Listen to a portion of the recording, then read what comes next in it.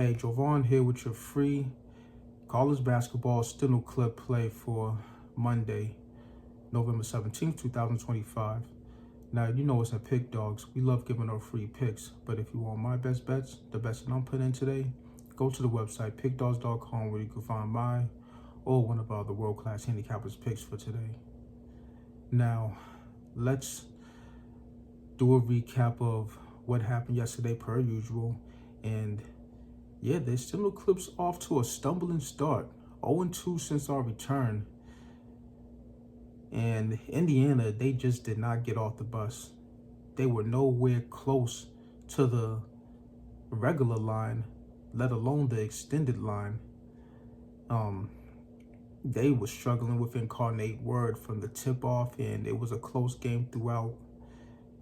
Indiana did pull away a little bit to get the win, but as far as the cover, as far as the Extendo clip cover as well, no dice. Now, we'll get it together. Don't worry about that. There's a lot of action out there. There's a lot of opportunities. There's a lot of gold out there to get this money.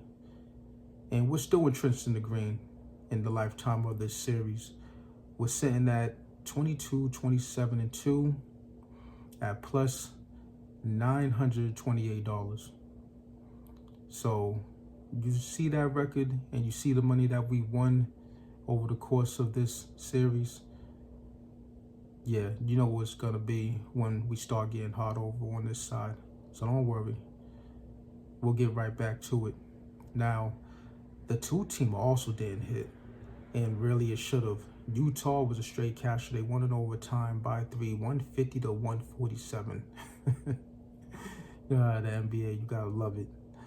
But on the other side, the Phoenix Suns, I had them at a plus 1.5.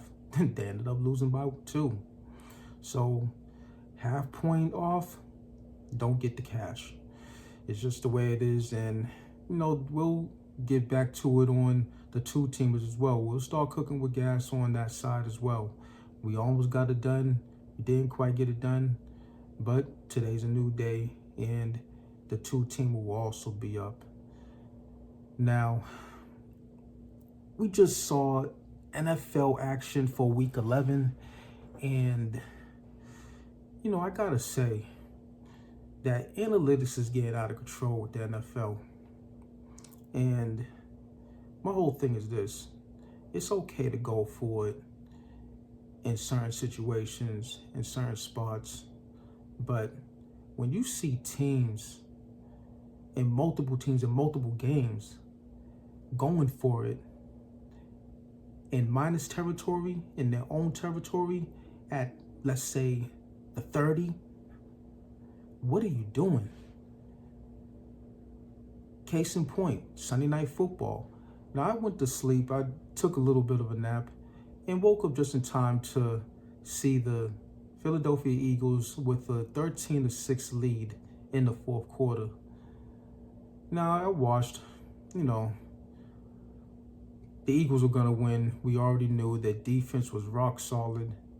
And offense still has a lot to be desired. But then Nick Sirianni doing what he does, second week in a row, I might add, when the game was in hand, he's playing with fire, and he basically gives the opposition, in this case, the Detroit Lions, an opportunity to breathe new life and get back into the game. They were up 10 at the time, but they were at their own 30. They got stopped with their tush push on the third down and punted the ball. The game's basically over. The Detroit Lions are dead in the water. What do? You go for it on fourth down in your own 30? Are you kidding me? This is getting out of hand. Now, I've seen it time and time again. And, you know, when the Patriots were rolling, Brady and Moss and those boys, back in 09, they did that. They was at their own 27 against the Atlanta Falcons. And it was a situation where Brady to Moss, fourth down, they were basically saying, you can't beat us, and we're going to do this, and there's nothing you're going to do about it. But you're dealing with two Hall of Famers, two players who were rolling at the time, Brady the Moss, and really the opponent on that Sunday, a long time ago, what was that, 16 years ago, they couldn't do anything about it. But then later that year, what happened? They went into Indianapolis on a 4th and 2, did the same thing in minus territory and got stuffed. Brady to Kevin Falk connected, but they fell short, got tackled, and that was basically the ball game. Chip shot, field goal, or a touchdown. I forget what happened, but the Patriots ended up losing that game. So I say that to say that this isn't something new, but it's getting too out of hand. And that was when analytics wasn't really in the game. Now analytics is calling for teams to go for it in situations where they shouldn't, where they should just take the points. All of these teams, a lot of these teams, they turn wins into losses on the strength of not going for a field goal attempt. And then later in the game, when they're chasing points, when they're down 2 scores, when they could be down by 8 or 7 or 6, you wish that you took the points. But, you know, I don't get paid to make those decisions.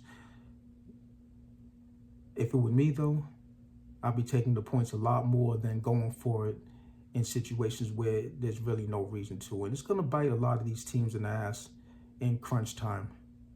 And Philadelphia, Nick Sirianni, yeah, I think you might be on a, not to say the chopping block because you just won a Super Bowl, but this is the 2nd week in a row you did this asshole shit. And it didn't affect you in either game, not in Green Bay and not now. But in the future, it might bite you in the ass.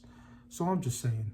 But let's move on to the extended clip play of the day. And we are going to go to Boulder, Colorado, where the Alabama State, they are facing Colorado, the Colorado Buffaloes. And this is a situation where we got a Colorado team that's 3-0, but they're 1-2 against the spread. They just beat Providence. Big win for them. I believe it was a 9-point victory. But this team, I don't know if they're up to snuff to lay 18.5 to Alabama State. And they struggled against Eastern Washington, 102-97. Not good news if you ask me when you're talking about laying big points. Now, Alabama State, they made the tourney last season. They got beat up by, I believe it was Kansas. But nevertheless, they're a team that got drilled earlier this season by the Seminoles of Florida State. But against UAB, in UAB, they took it to them, and as 19-point underdogs, they lost by 3. So I'm looking at this one and I'm thinking to myself, listen, you got a team in Colorado. They're not really that good. You know, younger team, got a lot of growing pains. I think it's a first-year head coach there. So there's a lot of things that need to be worked on with them. And when you're dealing with the Alabama State team, you know, they're used to being on the road against these big schools, these major schools, and if you give them a chance, they're gonna give you some problems, you know, or they could get blown out just like they did against Florida State. Now, I'm looking at this line, 18.5, slightly juiced to Colorado, and I'm taking a shot. I'm going the other way, and we're gonna knock 6 points off of this thing. I think it's gonna be a single-digit affair.